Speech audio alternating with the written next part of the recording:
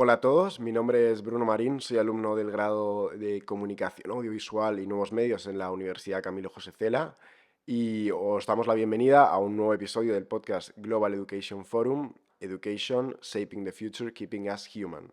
Hoy nos encontramos con Estíbaliz Pérez, fundadora de Edunova. Buenos días, Estíbaliz.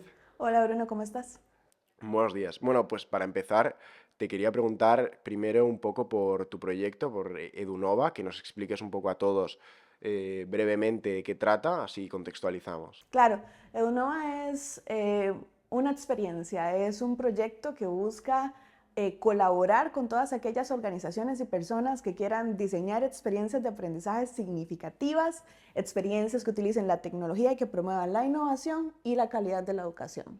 Tenemos alrededor de un equipo de unas 10, 15 personas que colaboran conmigo y que estamos constantemente haciendo diferentes proyectos que tienen que ver con tecnología educativa, innovación o políticas públicas. ¿Y cuándo surgió este proyecto? Bueno, inició conmigo solita como emprendedora en el 2011, pero adquirió mayor fuerza en el 2017 y aún más cuando empezó la pandemia, porque tratamos de posicionar todo este tema de la innovación, el uso de móviles, tabletas en América Latina, específicamente en Costa Rica y con algunos proyectos de Honduras y Uruguay. Pero con la pandemia, como que todo esto se resaltó la importancia, ¿verdad?, de transformación digital, de innovar con tecnologías y a partir de eso incluso creció un poco más y pasé de ser yo a tener un equipo ya un poco más grande. Pues la verdad que complicado el momento este de Sí. cambio, porque en la pandemia justo, pero bueno, y como sabes, bueno, en el Global Education Forum lo que se trata es un poco de hablar de la inteligencia artificial, cómo impacta en la educación, Ujú, cómo podría mejorarla, riesgos que puede tener seguramente, ujú. y quiero preguntarte un poco, pues, esto, pues, cómo impacta, cómo afecta la inteligencia artificial o cómo la habéis integrado en Edunova. Ajá, bueno, yo veo todo el tema de la tecnología de manera integral. Definitivamente la tecnología vino a hacer un cambio en la educación y a demostrarnos a las personas que trabajamos en ella que tenemos que cambiar las formas en las que enseñamos y en las que aprendemos. En ese sentido, creo que aunque veníamos viendo todo lo que tenía que ver como iLearning, con experiencias de aprendizaje basadas en metodologías nuevas, como el aprendizaje basado en proyectos, la gamificación, el flip learning, nos había tocado un poquito a los educadores y a las educadoras diciendo, bueno, hay que hacer algo distinto, pero la inteligencia artificial para mí es un golpe positivo que nos obliga a dar un salto cualitativo en cuanto a cómo enseñamos y cómo aprendemos. Entonces, creo que el impacto es muy grande. Yo me dedico a capacitar docentes en todos los niveles para que utilicen tecnología, especialmente ahorita inteligencia artificial. Y la idea es, creo que lo más importante que podría querer posicionar en este podcast es que las personas puedan redefinir la forma en la que piensan y construyen el aprendizaje. Y eso es como un backwards, ¿verdad? Es como empezar de atrás hacia adelante. Antes teníamos una forma de enseñar que era muy lineal, entonces yo te decía, bueno, Bruno, estos son los pasos para llegar a X conocimiento, pero ahora el conocimiento está dado. Y lo que yo necesito es que Bruno de ese conocimiento se devuelva y empiece a analizar cómo se construye, cómo se genera y que él lo pueda hacer y que lo pueda optimizar. Entonces, eso es como lo que a mí me parece más importante de la inteligencia artificial. Entiendo que hay riesgos, entiendo que es muy nueva, es muy novedosa y al mismo tiempo es emocionante, pero sí creo que tiene mucho potencial porque tiene la capacidad de preparar a las personas para los trabajos del futuro y para la incertidumbre del futuro, porque ahora vas a recorrer el proceso de aprendizaje completo, de atrás hacia adelante y de adelante hacia atrás. Sí, sí, sí, la verdad que la inteligencia artificial yo creo que va a ser una revolución. Es algo que se pensó pues con todo el boom de Internet, que cuando surgió, pues no, va a cambiar la educación. Y hemos visto que realmente tampoco ha sido así. Es verdad que ha ayudado en momentos duros como la pandemia, Uh -huh, porque sin el Internet esto habría sido imposible. uh -huh, un caos. Pero yo creo que la inteligencia artificial va a ser un extra, una revolución. De hecho, va a surgir como una nueva generación. Teníamos los millennials, la Sí. generación Z, y a partir de ahora va a haber una nueva que van a ser pues, los nativos de la inteligencia Uh artificial, -huh, que a saber de qué son capaces, ¿no? sí. Seguro que nos sorprenden con muchas cosas que quizás ni se nos ocurren. Uh -huh.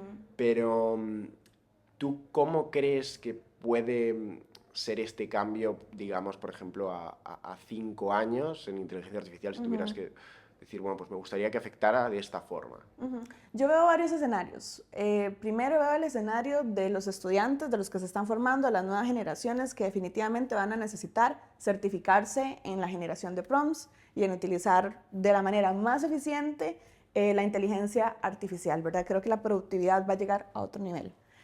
Después en materia de los docentes, ¿verdad? Lo que hacemos en las universidades, en las escuelas y colegios, me parece que vamos a tener que cambiar de manera muy pronta la forma en la que enseñamos y aprendemos, y me parece que ahí sí hay una brecha importante porque los programas de capacitación en universidades, de formación continua, no tienen contemplada la inteligencia artificial. Entonces vamos a tener que modificar nuestras currículas para que eso se acelere y resolver esto cuanto antes, porque si no, nos sobrepasa.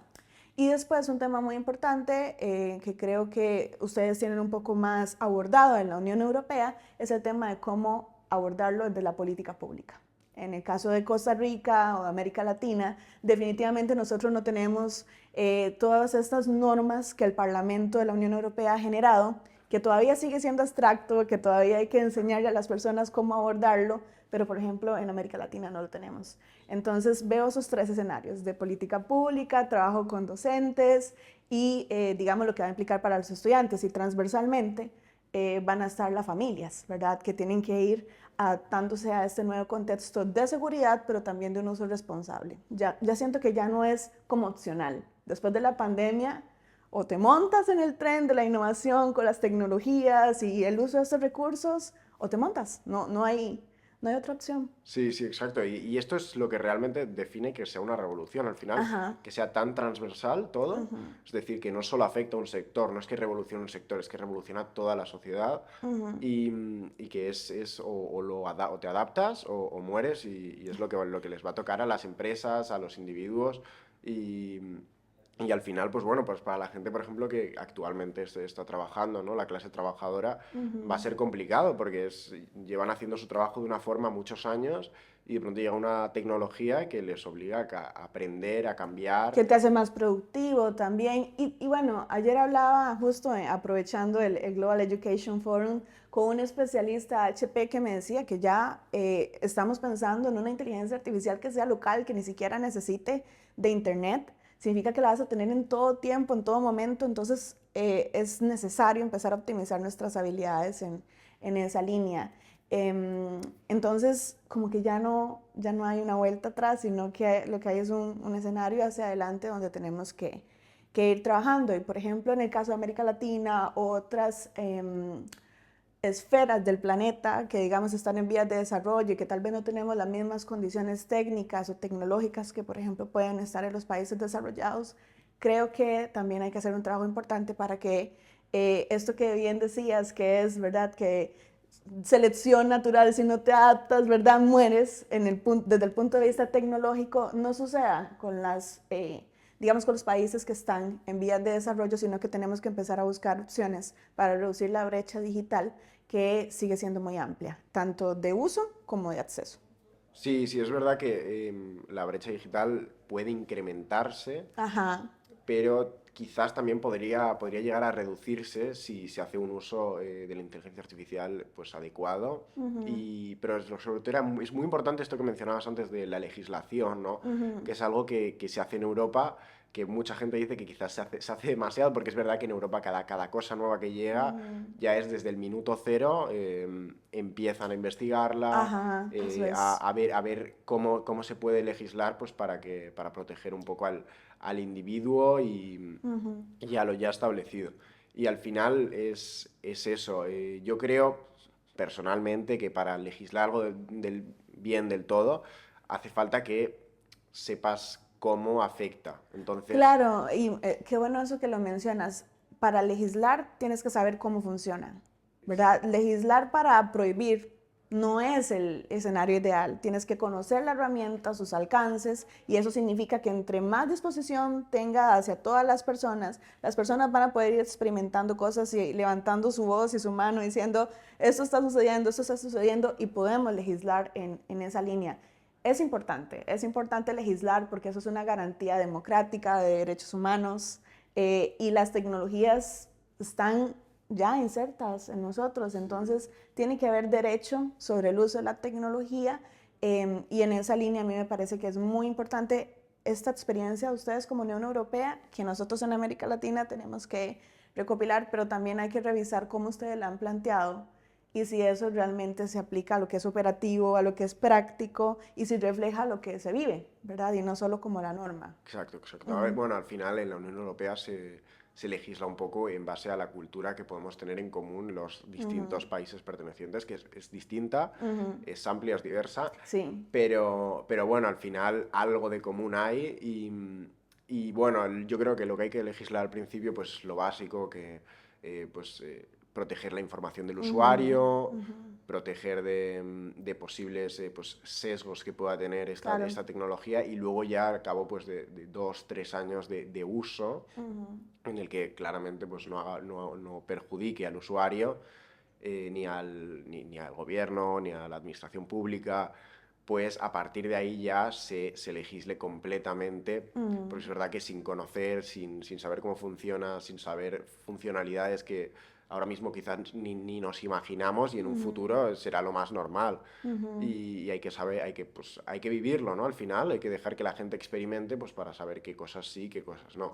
Sí, ahora que me preguntabas sobre el futuro, hay otro escenario que veo y es que desde el punto de vista del uso de la data, si se hace un uso noble de la data desde los gobiernos, este principio de diseñar política pública basada en evidencia podría tener muy buen retorno en todo lo que tenga que ver con política pública. ¿Por qué? Porque estarías teniendo una data muy grande para tomar decisiones, cosa que ha sido difícil a lo largo de la historia, poder recopilar data y no improvisar o hacer cosas que tal vez no sean tan precisas o pertinentes. Y en este caso creo que es algo que me parece que los gobiernos pueden aprovechar en los próximos años, partiendo del uso de la inteligencia artificial. Exacto, la palabra justa es precisa. O sea, Precisa. claro, hay que ser precisos, hay que tener todo en cuenta y la inteligencia artificial hace esta función de una forma muy rápida Eso es. y muy eficiente.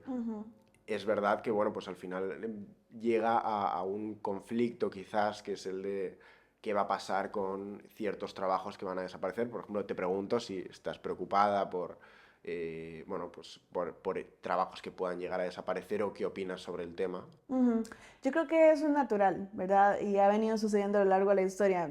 Vos sos muy joven, yo soy parcialmente joven, pero hubo en algún momento, por ejemplo, en Costa Rica, que estaban las personas que recibían dinero en los parkings, ¿verdad? Para guardar carros, automóviles, coches. Y ahora no, ahora lo haces con una tableta digital que está ahí disponible, una máquina, igual cuando pides comida en lugares como McDonald's, etcétera. Creo que eso es natural, creo que eso es importante, porque son oficios que podrían ayudarnos a ser más eficientes. Lo que me preocupa es que las personas consideren que no es necesario que mejoren sus habilidades, sus skills, que es este upskilling, ¿verdad? Que hemos venido hablando ya hace varios años y que somos aprendices a lo largo de la vida, que ya no nos podemos quedar solo con un grado, con un bachillerato o con una sola área de formación. Creo que si las personas no toman en serio esto que recomendamos desde la educación, que es, ahora tienes un gran abanico de oportunidades, hay cursos masivos en línea, en plataformas gratuitos, pagados a un bajo costo, aprovecha eso para conocer otras áreas, me parece que hay un riesgo muy grande. Pero no es por perder los trabajos tienen que ser más eficientes para que las economías sean eficientes y haya progreso. El tema es si desde el punto de vista social las personas no quieren ser parte de este upskilling o esta mejora de sus habilidades a lo largo de la vida, ¿verdad? Más que nunca yo creo que la educación es importante, hay que optimizarla y digamos tenemos que trabajar constantemente en mejorar. Y si eso no pasa, yo sí veo un riesgo, pero no tiene que ver con el futuro del trabajo, sino con el futuro de las personas que no quieran ser parte de eso. Exacto, exacto. Al final lo que decíamos, hay que Sí. adaptarse y el que no quiera adaptarse, pues va a tener sus consecuencias, quizás. Dependerá del trabajo, de la persona, pero algo muy importante son las soft skills, estas que se llevan mencionando, bueno, en el GEF se han mencionado En todos lados, sí, sí. exacto, cada 5 minutos se menciona y es algo que está muy de moda y realmente es algo que puede marcar la diferencia para las personas. Y yo, para ir acabando, me gustaría preguntarte, en cuanto a inteligencia artificial, ¿qué programas, qué aplicaciones son las que tú prefieres, las que tú utilizas en Ujú. tu vida diaria o las que recomiendas, que quizás no utilizas, pero dices, bueno, pues esta me parece muy buena, pero yo personalmente pues no tengo el gusto de poder utilizarla? Bueno, yo utilizo dos principalmente, que son Cloud y ChatGPT. Son mis favoritas, sin embargo, he utilizado para crear imágenes, para hacer diferentes tipos de investigaciones. Hay algunas que son muy caras, otras que son gratuitas. Yo creo que más allá de recomendar una herramienta, yo lo que recomiendo es que nos especialicemos en hacer prompts. Y a partir de ahí, cualquier herramienta gratuita pagada va a ser funcional, ¿verdad? Ahorita ciertamente hay muchas limitaciones de acceso porque una herramienta gratuita no va a tener los mismos efectos que puede tener una pagada, pero como te decía anteriormente, más allá del nombre de la herramienta, yo diría, hagámonos expertos en prompting. Y cualquier herramienta que tengamos a mano va a ser eficiente, va a ser útil. Sí, sí, al final es algo que decíamos en uno de los episodios, Ajá. que lo que se va a volver muy importante es la pregunta, es Eso es. saber hacer preguntas, es Ujú. especializarnos en cómo preguntar algo bien y al final es lo que le hace a un alumno aprender. Y quiero acabar con una cosa, ya sí que es el final, que es si le pudieras dar un consejo a un estudiante actual, ¿qué sería lo que le dirías? Un consejo. Definitivamente esto que te mencionaba anteriormente, que es necesitamos ser aprendices a lo largo de la vida, aprender tanto como podamos y ponerlo en práctica, ¿verdad? Y eso creo que nos va a abrir muchas puertas porque ya las personas son, un estudiante actual ya es un nativo digital. Ya no tengo que decirle y recordarle lo importante que es usar tecnología, cosa que sí tenemos que hacer con otras generaciones. Pero en el caso de la gente joven, yo diría que es eso, ¿verdad? Aprender a lo largo de la vida tanto como puedas y ampliar tu abanico de opciones para que puedas moverte entre las diferentes áreas. Y yo creo que ya somos así. Nos gusta hacer working from home, nos gusta movernos a lo largo del mundo, ser nómadas, trabajar desde cualquier parte. Entonces, esa flexibilidad que tenemos para trabajar desde cualquier parte, estudiar desde cualquier parte, tiene que estar también adaptada a la educación que recibimos y queremos. Pues ya sabéis, alumnos que nos estéis escuchando o padres que queráis recordarle a vuestros hijos la importancia de aprender, de querer aprender y Ujú. de tener ese afán pues, por mejorarnos, por mejoraros poco a poco. Ha sido un gusto charlar Igual. contigo esta conversación, la verdad que se aprende mucho y muchísimas gracias por estar aquí. Gracias, Bruno, y gracias por la oportunidad y por invitarme. Gracias.